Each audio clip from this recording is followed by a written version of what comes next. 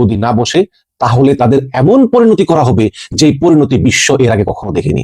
এটা কঠিন একটা হুমকি এবং তিনি বলে আশা করি তারা একটি ন্যায্য চুক্তিতে পৌঁছাবে এবং নিজেদের দেশ পুনর্গঠন করবে। তবে সেটা করতে গেলে তাদের কাছে কোনো পারমাণবিক অস্ত্র থাকবে না, এমনকি এর কোনো সুযোগও থাকবে না। আমরা তা হতে দিতে পারি না।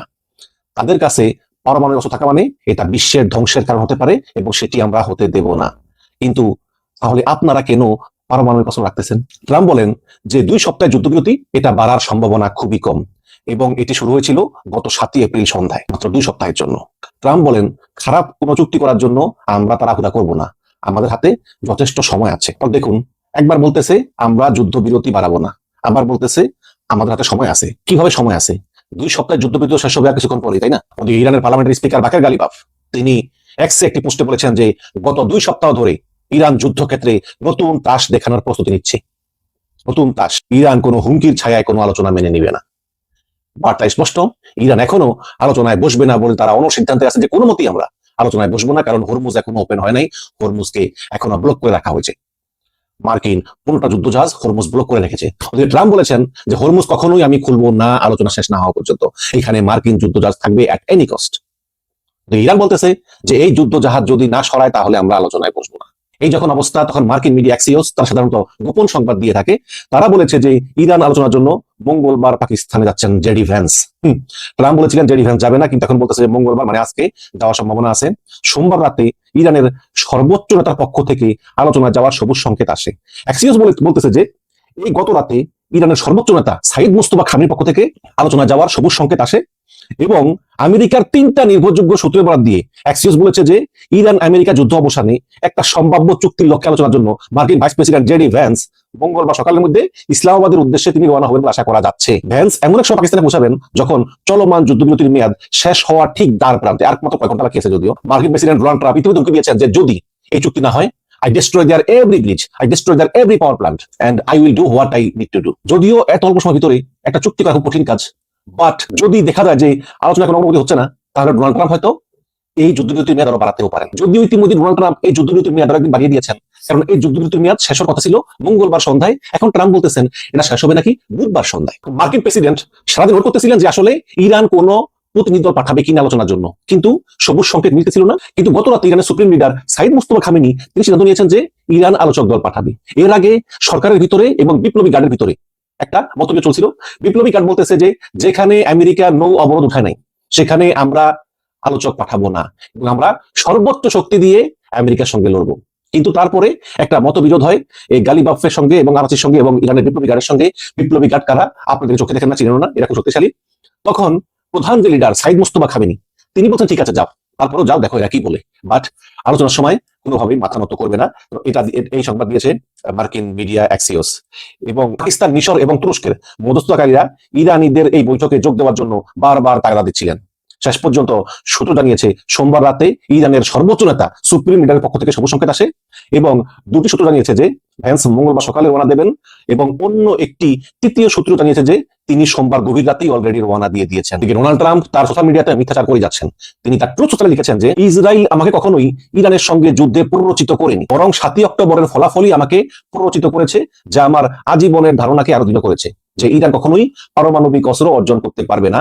আমি সম্পূর্ণ অবিশ্বাস নিয়ে ভুয়া খবরের পণ্ডিত এবং জনমত জরিপগুলো দেখিয়ে পড়ি, তারা যা বলে তার 90% মিথ্যা, মন গড়া গল্প এবং তাদের জরিপ, এই জরিপগুলো কারচুপি করা ইত্যাদি। তার মানে হচ্ছে যে ট্রাম্প বলতেছে ইসরায়েল নাকি তাকে প্ররোচিত করেনি এই ইরানে হামলা করার জন্য, যেটা 100% মিথ্যা কথা। ইসরায়েলের কত দেশ যারা শুধু ট্রাম্পকে না প্রত্যেকটা মার্কিন প্রেসিডেন্টকেই প্ররোচিত করে ইরানে হামলা চালানোর জন্য, কিন্তু কেউ শুনে নাই, এই ডোনাল্ড ট্রাম্প শুনেছে, যেটা একাধিক মার্কিন পলিটিশিয়ান তার গণমাধ্যমে বলেছে। ট্রাম্প আরো বলেছে যে ইরানের সঙ্গে আমরা যে চুক্তিটি করেছি তার JCPOA থেকে অনেক ভালো হবে। JCPOA হচ্ছে the joint comprehensive plan of action. এটা ইরানের সঙ্গে একটা নিউক্লিয়ার ডিল হয়েছিল মার্কিন যুক্তরাষ্ট্রে 2015 সালে। তখন বারাক ওবামা ছিল প্রেসিডেন্ট এবং তখন এই চুক্তিতে P5+1 মানে 5টা দেশ এবং +1 আরেকটা দেশ এরা সই করে। এরা হচ্ছে America, England, France, China, Russia এবং +1 জার্মানি সই করে। যেমন ইউনাইটেড নেশনস এর সিকিউরিটি কাউন্সিলের যে স্থায়ী 5 member America, England, China, Russia, France এরা সই করে, প্লাস জার্মানি সই করে। কিন্তু 2018 সালে এই চুক্তিটা আবার আমেরিকা উইথড্র করে ফেলে।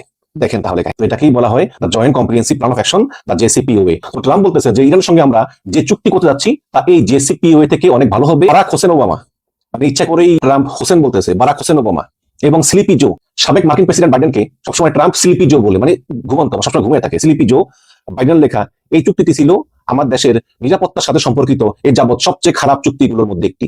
এটা ছিল পারমাণবিক অস্ত্র তৈরির একটি নিশ্চিত পথ, যা আমরা যে চুক্তির উপর কাজ করতেছি তার মাধ্যমে ঘটবে না।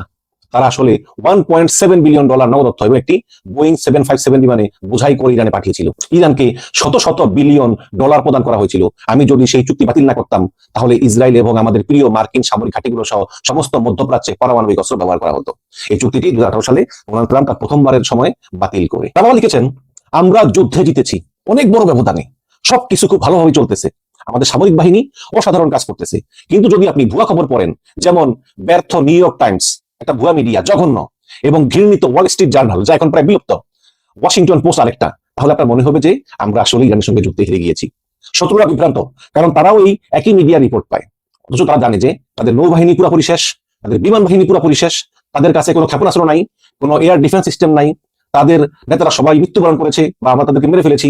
সবকিছুর পরিবর্তন হয়ে গিয়েছে এবং সরকারও পরিবর্তন হয়ে গিয়েছে। আচ্ছা, ইরান সরকার পরিবর্তন হয়েছে, ওকে বলেন তো কিভাবে হয়েছে?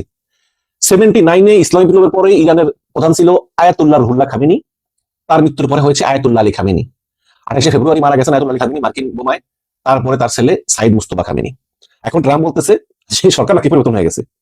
ট্রাম্প লিখেছেন যে সম্ভবত সবচেয়ে গুরুত্বপূর্ণ বিষয় হলো যে অবরোধটি যা, আমরা কোনো চুক্তি না হওয়া পর্যন্ত আমরা হরমুজ থেকে নৌ অবরোধ সরাবো না, এবং এটা ইরানকে একেবারে ধ্বংস করে দিচ্ছে। তারা প্রতিদিন $500 মিলিয়ন হারাচ্ছে, যা স্বল্প মেয়াদের একটি অস্থিতিশীল সংখ্যা। এবং আমেরিকা বিরোধী এই ভুয়া সংবাদ মাধ্যম যাচ্ছে যে ইরান জিতুক, কিন্তু তা হচ্ছে না, কারণ আমি নিজেই দায়িত্বে আছি।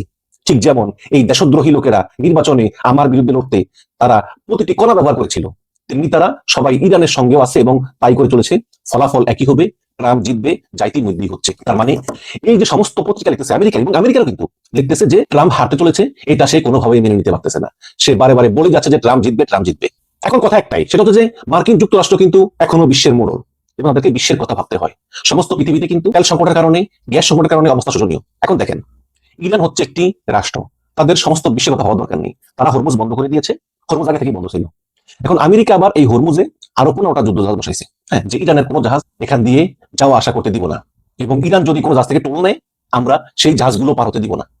ওদিকে ইরান বলতেছে আমরা আসলে এখন আর কোনো জাহাজই পার হতে দিব না, তাহলে হরমুজ বন্ধ আছে। এখন এই হরমুজ বন্ধ হওয়াতে ট্রাম্প যে বারবার বলতেছে যে হরমুজ বন্ধ হওয়াতে আমাদের লাভ হচ্ছে, এবং বিশ্বের বিভিন্ন প্রান্ত থেকে প্রচুর জাহাজ আসতেছে তেল নেওয়ার জন্য, আমাদের কাছ থেকে তেল নেওয়ার জন্য, আমরা তেল বিক্রি করতেছি, ভালো কথা, আপনারা ইনকাম করতেছেন। কিন্তু এই হরমুজ দিয়ে 20% তেল যে এশিয়ার দেশগুলোতে যায়, এটা আর কি হবে? এখন আপনারা বলতেছে যে এই যে ট্রাম্প বলতেছে ইরান প্রতিদিন $500 মিলিয়ন হারাচ্ছে, মেনে নিলাম সত্য, কিন্তু পাশাপাশি তো আরব আমিরাত, সৌদি আরব, কাতার, কুয়েত, ওমানেরও তো হারাচ্ছে। গতকালকে আরব আমিরাত বলতেছে যে ইরানের উপর একটা ব্যবস্থা নিতে হবে, এবং সামনে যুদ্ধ হলে যে কি পরিমাণ ধ্বংস হবে এবং এতে আরব আমিরাত অর্থনীতি ক্ষতিগ্রস্ত হবে এবং এতে কি পরিমাণ মার্কিন সাহায্য পাওয়া যাবে, এই নিয়ে আলোচনা চলতেছে। এবং আপনাদেরকে আগেবার বলেছি যে ইউরোপ থেকে, আমেরিকা থেকে হাজার হাজার মার্কিন সৈন্য C-10, C-15, C-5 এই ধরনের বিভিন্ন বিমানে করে তারা মধ্যপ্রাচ্যের বিভিন্ন ঘাঁটিতে তারা যাচ্ছে, এবং যুদ্ধ বিমান F-15, F-10, F-5, F-35, গোলা বারুদ, অ্যাপাচি হেলিকপ্টার, ক্ষেপণাস্ত্র, টমাহক ক্রুজ ব্যালিস্টিক মিসাইল সবকিছু তারা জড়ো করতেছে মধ্যপ্রাচ্যে। আমেরিকার যত শক্তি আছে সব শক্তি তারা মধ্যপ্রাচ্যে নিয়ে যাচ্ছে। কেন নিয়ে যাচ্ছে? শুধু শুধু নিয়ে যাচ্ছে তা তো না, একটা সম্ভাবনা আছে যুদ্ধের, কারণ ট্রাম্প জানে যে ইরান ওটা স্বীকার করবে না। প্লাস ইরানের বিপ্লবী কার্ডরা কিন্তু এরা চাই না কোনো আলোচনা হোক, বাট যেহেতু সিনিয়ররা আছেন, বাকের গালিবাফ, তারপর আব্বাস আরাজি, তারা বুঝিয়ে সুঝিয়ে বলতেছেন আচ্ছা যাই দেখি আলোচনা কি বলে। বাট পারমাণবিক অস্ত্রের ব্যাপারে ইরান কিছু মেনে নেবে না, কারণ ইরান বলতেছে তারা যে এনটিপি স্বাক্ষর করেছে,